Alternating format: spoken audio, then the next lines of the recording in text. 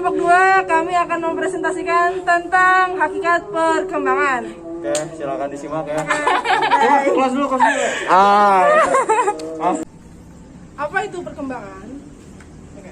Perkembangan adalah cabang dari ilmu psikologi yang mempelajari perkembangan dan perubahan aspek kejiwaan manusia sejak dilahirkan sampai dengan meninggal. Terapan dari ilmu psikologi perkembangan digunakan di berbagai bidang seperti pendidikan, pengasuhan organisasi industri, pengoptimalan kualitas hidup dewasa tua, dan penanganan remaja. Menurut Kasiram, perkembangan mengandung makna adanya pemunculan sifat-sifat yang baru, yang berbeda dari sebelumnya. Mengandung arti bahwa perkembangan merupakan perubahan sifat individu menuju kesempurnaan yang merupakan penyempurnaan dari sifat-sifat sebelumnya. Dapat disimpulkan bahwa perkembangan adalah proses perubahan individu yang bersifat dinamis ke arah kesempurnaan secara terus-menerus sejak lahir hingga akhir. Nah, sekarang apa ada sih konsep dasar dari perkembangan itu? Yang pertama, pertumbuhan. Perubahan yang bersifat kuantitatif, baik perubahan secara alamiah maupun hasil belajar. Kematangan perubahan kualitatif, fungsi psikofisik organisme dari tidak siap menjadi siap melakukan fungsinya. Yang kedua, belajar, yaitu perubahan perilaku sebagai akibat pengalaman disengaja, bertujuan atau terarah, baik secara kualitatif maupun kuantitatif.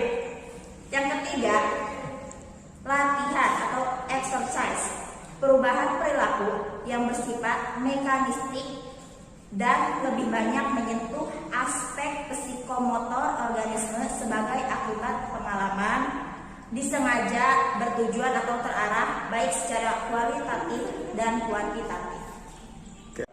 Departemen Pendidikan Nasional tahun 2003 menegaskan bahwa peserta didik adalah anggota masyarakat yang berusia mengembangkan dirinya melalui jalur jenjang dan jenis pendidikan.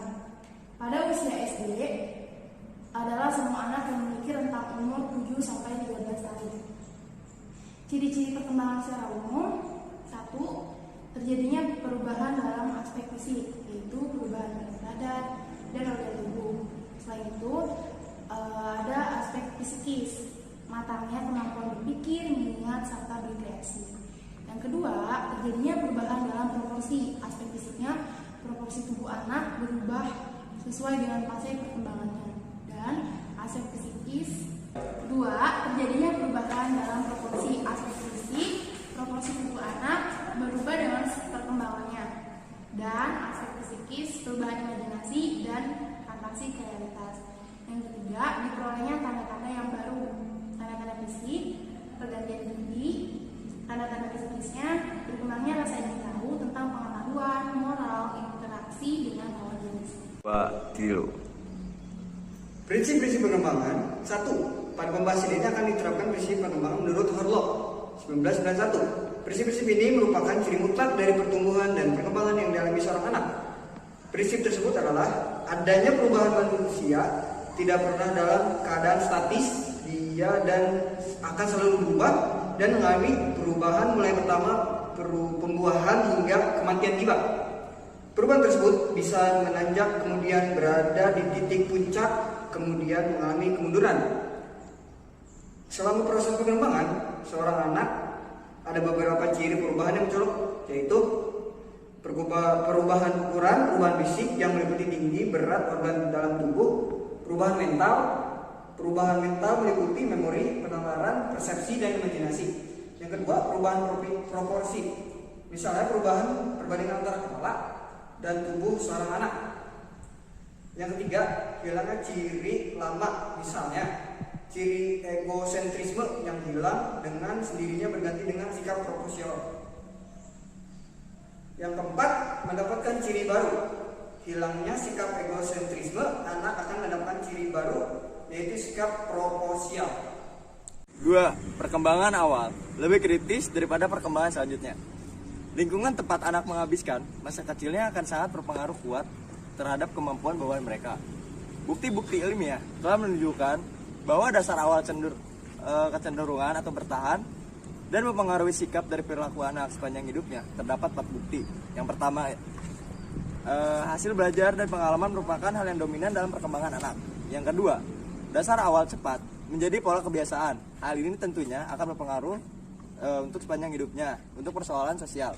Yang ketiga, dasar awal sangat sulit berubah meskipun hal tersebut salah. Yang keempat, semakin dini semakin berubah perilaku mudah bagi seorang anak untuk mengadakan perubahan bagi dirinya. Ya, itu. Dan ada juga pendapat lain yang menyatakan bahwa prinsip-prinsip perkembangan individu. Yang pertama, perkembangan merupakan proses yang tidak pernah berhenti. Yang kedua, semua aspek perkembangan saling berhubungan. Yang ketiga, perkembangan terjadi pada tempo yang berlainan. Yang keempat, setiap fase perkembangan itu mempunyai ciri khas.